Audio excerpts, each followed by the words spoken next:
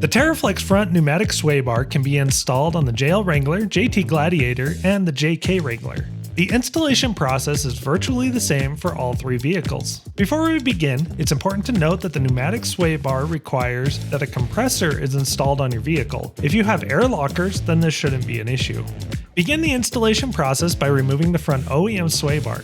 Disconnect the links from the axle and unbolt the sway bar from the frame. If you are doing this alone, then you can use a jack stand to support one end of the sway bar so you don't have to kill yourself trying to hold it up.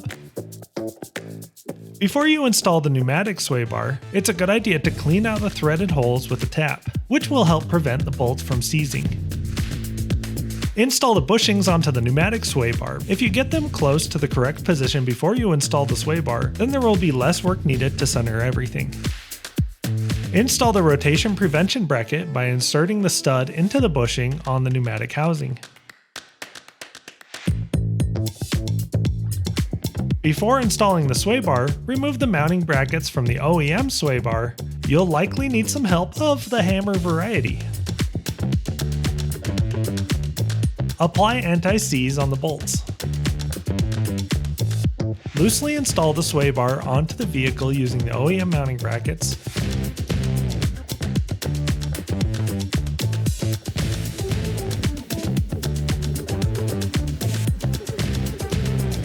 On the side without the rotation prevention bracket, a flat bracket gets installed.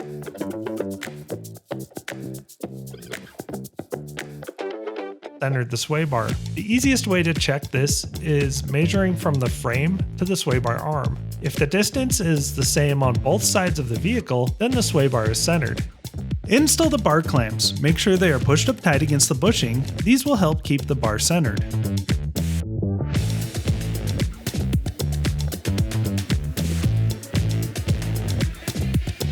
Install the links, reusing the OEM hardware on the axle end. For a slightly stiffer feeling sway bar, use the inner hole. It will further reduce body roll and provide greater stability during turns, which is probably what those of you with heavy laden overland builds are looking for. Depending on the lift height, the sway bar links can come in different lengths.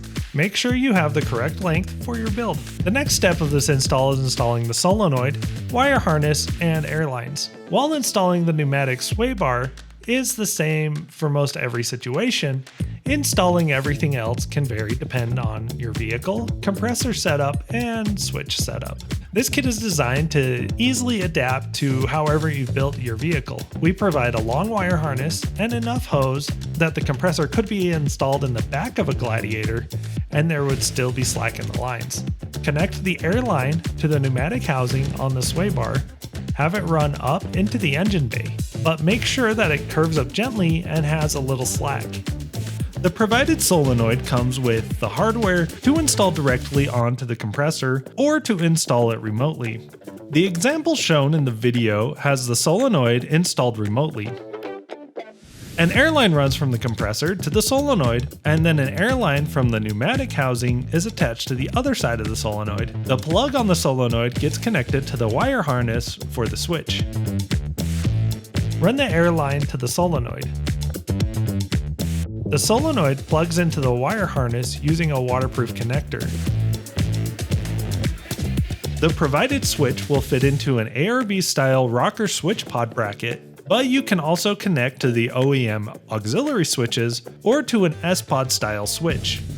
The wiring guide provided shows how to attach to the provided switch. If installing to a switch other than the provided one, connect the black wire to the ground and attach the white wire to the switch.